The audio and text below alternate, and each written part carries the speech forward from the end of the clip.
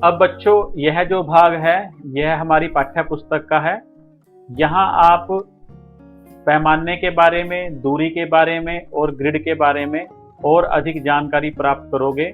और यहाँ पर हमें कुछ संबंधित प्रश्न भी दिए गए हैं, साथ साथ हम उन प्रश्नों को भी हल करेंगे। तो यहाँ आप भारत का नक्शा देख सकते हो। यह जो नक्शा है यह 1 सेंटीमीटर वर्ग ग्रिड पर बनाया गया है। और यहाँ पर यह भी बताया गया है, आप यहाँ देखोगे प्रश्न नंबर 6 में, यदि नक्शे पर 1 सेंटीमीटर जमीन पर 200 किलोमीटर दिखाता है, तो यानी कि इस नक्शे में जो स्केल का प्रयोग किया गया है वह 1 सेंटीमीटर दूरी अगर हम नक्शे पे नापते हैं तो वह वास्तविक दूरी अगर जमीन पे नापी जाएगी तो 200 किलोमीटर के बराबर होगी। इस नक्शे को बनाने के लिए जो वर्ग जाली आप देख रहे हो, जो नीले रंग का यहाँ पर एक वर्ग जाली या वर्ग ग्रिड बना हुआ है, यह 1 सेंटीमीटर बाय 1 सेंटीमीटर यानी कि 1 सेंटीमीटर लंबाई और 1 सेंटीमीटर चौड़ाई का वर्ग ग्रिड बनाया गया है। इस ग्रिड पे इस नक्शे को तैयार किया गया है। उसके बाद है इस नक्शे पर जो दिशाएं हैं, ऊपर है वह उत्तर दिशा है, नीचे की ओर आप देख सकते हो दक्षिण दिशा है, आपका जो दाहिना हाथ है उसकी तरफ पूर्व दिशा है और जो आपका बायां हाथ है उस तरफ आपकी पश्चिमी दिशा है। तो इस प्रकार आप दिशाओं का प्रयोग करके, दिए हुए स्केल का प्रयोग करके और नक्शे को बनाने के लिए ग्रिड जाली या वर्ग जाली का जो प्रयोग किया गया है उसकी समझ से आप नक्शे को अच्छी प्रकार से समझ सकते हो। अब हम इस नक्शे से संबंधित सवाल करेंगे और जब सवाल करेंगे तो आपको इस नक्शे के बारे में और अधिक विस्तृत जानकारी प्राप्त होगी। यहाँ पर प्रश्न नंबर 1 है, कर्नाटक की टीम। तो सबसे पहले तो आपको कर्नाटक ढूंढना पड़ेगा। बेंगलोर से चली और उत्तर दिशा की ओर बढ़ी। तो जब कर्नाटक की टीम है वह बेंगलोर से चली थी और वह कहाँ जा रही थी? उत्तर दिशा की ओर बढ़ी। दिल्ली तक पहुंचने में इसे किन किन राज्यों से गुजरना पड़ेगा, भारत के नक्शे में ढूंढो। तो हमें भारत के नक्शे में बताना है कि जब वह बेंगलोर से चलेगी तो उसे रास्ते में कौन कौन से स्थानों से गुजरना पड़ेगा। तो सबसे पहले तो हम कर्नाटक देखते हैं। यह हमारा कर्नाटक है और कर्नाटक में यह बेंगलोर शहर है। तो यहाँ से टीम चलकर कहाँ पर जाएगी? वो जाएगी दिल्ली। अब दिल्ली देखते हैं कहाँ पर है, ये रहा हमारा दिल्ली। तो जब बेंगलोर की टीम उत्तर की तरफ मुंह करेगी, अब आपने ध्यान पूर्वक देखना है कि यहाँ पर बेंगलोर की टीम उत्तर की तरफ मुंह करके दिल्ली की तरफ जा रही है। और वैसे भी जब भी बेंगलोर से कोई व्यक्ति चलेगा, अगर उसे दिल्ली आना है तो उसे उत्तर दिशा की ओर ही चलना पड़ेगा, तभी वह दिल्ली पहुंचेगा। अगर वह किसी और दिशा में मुड़ जाता है तो वह कभी दिल्ली पहुंचने वाला नहीं है। तो हमें ये देखना है कि बेंगलोर से जब कोई व्यक्ति दिल्ली के लिए चलता है तो रास्ते में कौन कौन से शहर आएंगे। तो हम यहाँ पर एक लाइन लगा लेते हैं। अब आप देखो कि कौन कौन से शहर रास्ते में आ रहे हैं। जब बेंगलोर से चला तो पहले तो कर्नाटका है जिस अपने वो राज्य से निकला है। फिर राज्य से निकलने के बाद अगला राज्य आंध्र प्रदेश है, यह हरे रंग में दिखाया गया है। उसके बाद अगला राज्य महाराष्ट्र है, यह पीले रंग में दिखाया गया है। अगला राज्य मध्य प्रदेश है। ये लाइन जब आगे गुजरती है तो इसमें राजस्थान का भी कुछ हिस्सा लगता है, यह राजस्थान है। और राजस्थान के बाद हरियाणा तो पक्का आएगा, क्योंकि दिल्ली क्या है, हरियाणा में ही है। तो हरियाणा का कुछ क्षेत्र आएगा, उसके बाद दिल्ली। तो अगर बेंगलोर से दिल्ली के लिए चलें तो रास्ते में कर्नाटका, आंध्र प्रदेश, महाराष्ट्र, मध्य प्रदेश, राजस्थान और हरियाणा राज्य आएंगे और उसके बाद हम दिल्ली पहुंच जाएंगे। अगला प्रश्न देखते हैं। प्रश्न नंबर 2 है, जम्मू कश्मीर दिल्ली से उत्तर दिशा में पड़ता है। बिल्कुल ये दिल्ली है। अगर हम जम्मू कश्मीर देखें तो यह उत्तर की ओर है, तो बिल्कुल उत्तर दिशा में पड़ता है। इसलिए वहां से आने वाली टीम दिल्ली पहुंचने के लिए दक्षिण की ओर चलती है। वे कौन कौन से राज्यों से गुजरती है? यह बात सही है, क्योंकि जम्मू कश्मीर कहाँ पर है?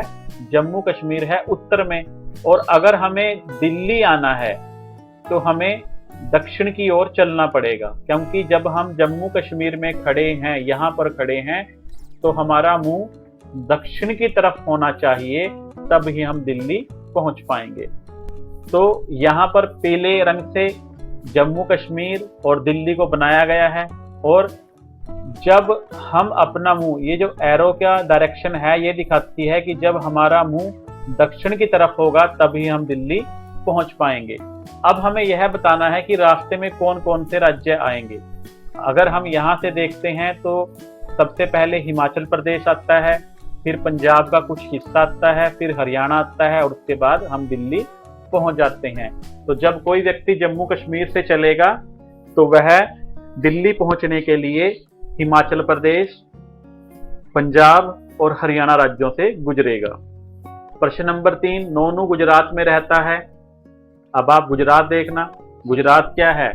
यह बिल्कुल समुद्र के पास है, यह गुजरात है, यह भारत के पश्चिम में है। नोनू का मित्र जावेद पश्चिम बंगाल में रहता है।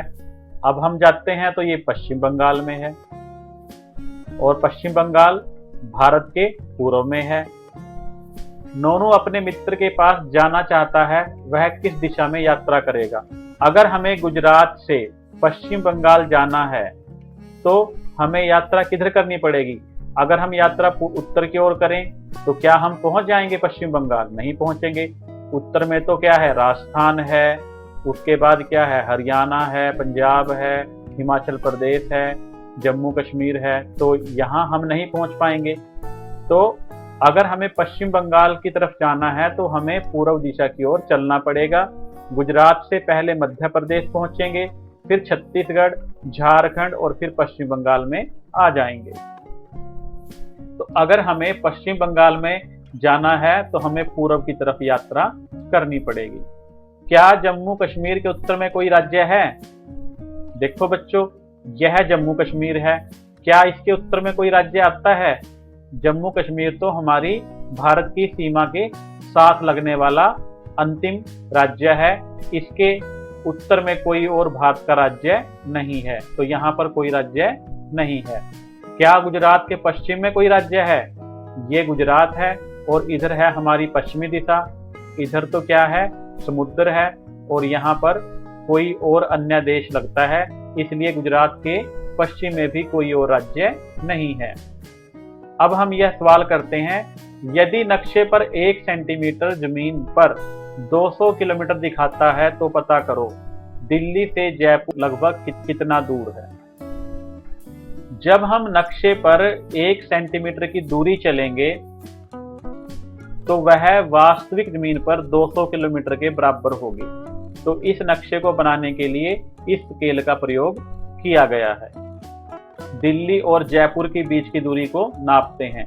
तो यहाँ पर दिल्ली और जयपुर के बीच में एक लाइन, एक रेखा लगाई गई है। अब हम यहाँ पर थोड़ा जानने के लिए एक एरो का निशान लगा देते हैं। यह दिल्ली है और दूसरा निशान यह है, यह जयपुर है। हमें इन दोनों के बीच की दूरी ज्ञात करनी है, तो हम पैमाने का प्रयोग करेंगे और पैमाने के प्रयोग से दूरी को ज्ञात कर लेंगे।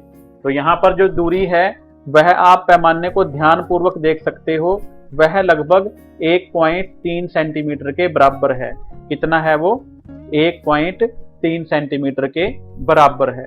और जब हम 1.3 सेंटीमीटर को 200 से गुना करेंगे तो कितना आएगा? तो यहाँ पर यह है, यहाँ से यहाँ तक 1.3 के बराबर है। और जब हम 1.3 को गुना करेंगे 200 से तो कितना आएगा वो आप देख सकते हो। गुना करेंगे हम, ये 0, 0, 6, 2 और 1 अंक के बाद दशमलव, तो यह 260 किलोमीटर के बराबर आ जाएगा। तो लगभग दूरी कितनी होगी? हमारे पास यहाँ 260 नहीं है, यहाँ 250 दिया गया है, तो दूरी 250 किलोमीटर के बराबर होगी। तो दूरी कितनी होगी? 250 किलोमीटर के बराबर होगी। तो जयपुर, दिल्ली से जयपुर लगभग 250 किलोमीटर दूर है। हमारे पास पैमाने में तो 1.3 सेंटीमीटर आया है, तो हम तो 260 किलोमीटर भी ठीक कह सकते हैं। तो उसके बाद है अंदाज लगाओ जयपुर से भोपाल कितनी दूर है। अब हम क्या करेंगे, जब हमें जयपुर से भोपाल की दूरी नापनी है तो सबसे पहले हम नक्शे पर नापेंगे कि जयपुर से भोपाल कितनी दूर है। तो सबसे पहले हम निशान लगा लेते हैं जयपुर पे, अगला निशान लगाएंगे भोपाल पे। इन दोनों के बीच की दूरी को एक लाइन से मिला देते हैं। अब हम इस लाइन की लंबाई को नाप लेंगे और यहाँ पर अपना उत्तर लिख देंगे। तो यहाँ पर जब हमने पैमाने से नापा तो लगभग यह 2.2 सेंटीमीटर के या 2.3 सेंटीमीटर के लगभग है। तो यह दूरी है 2.3 सेंटीमीटर। अब इसको हम यहाँ लिख देंगे और वास्तव में दूरी निकालने के लिए हमें क्या करना पड़ेगा, इसको 200 से गुना करना पड़ेगा।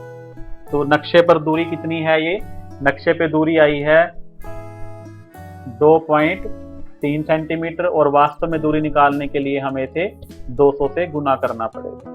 200 से गुना कर देंगे, 0 0 और 3 दूनी 6, यहाँ काटी आ जाएगी। 0 फिर 0, 2 दूनी 4, तो ये 0 और यहाँ पर दशमलव 1 अंक के बाद लगा देंगे। तो ये कितना आएगा, 460 किलोमीटर। तो यह 460 किलोमीटर के बराबर आ जाएगा। अगला सवाल देखते हैं, 7वां। नक्शे में देखकर बताओ कौन सा राज्य 4 अन्य राज्यों से घिरा है। तो अब आपने नक्शे में देखना है कि कौन सा राज्य ऐसा है जो और राज्यों से घिरा हुआ है। तो यहाँ पर हमें राज्य देखने पड़ेंगे। अगर हम जम्मू कश्मीर की बात करें तो इसके साथ तो केवल यही राज्य लगता है। पंजाब के साथ 1 2 3 राज्य लगते हैं। हरियाणा के साथ 1 2 3 4 5 राज्य लगते हैं। भोपाल के साथ तो बहुत सारे राज्य लग रहे हैं। ऐसे ही उत्तर प्रदेश के साथ 1 2 3 4 5 6 7, इसके साथ भी बहुत लगे हुए हैं। फिर है आंध्र प्रदेश, इसके साथ 1 2 3 4, फिर ये 5 हो गए। फिर है छत्तीसगढ़, एक राज्य, दूसरा आंध्र प्रदेश, उड़ीसा, फिर मध्य प्रदेश, उत्तर प्रदेश, झारखंड, इसके साथ भी 4 से अधिक राज्य लगे हुए हैं।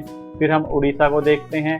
उड़ीसा के साथ पश्चिम बंगाल 1, झारखंड 2, छत्तीसगढ़ 3 और आंध्र प्रदेश 4।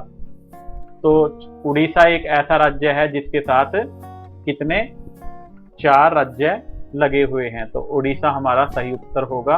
उड़ीसा के साथ 4 राज्य, आंध्र प्रदेश 1, छत्तीसगढ़ 2, झारखंड 3 और पश्चिम बंगाल 4 राज्य लगे हुए हैं।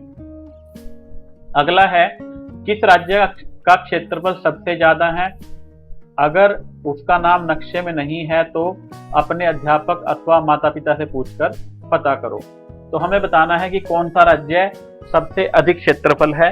तो हम सबसे पहले देखते हैं कि ये केवल 1 राजस्थान, 2 मध्य प्रदेश, 3 महाराष्ट्र, यही केवल कुछ राज्य हैं जो हमें बड़े बड़े नजर आते हैं।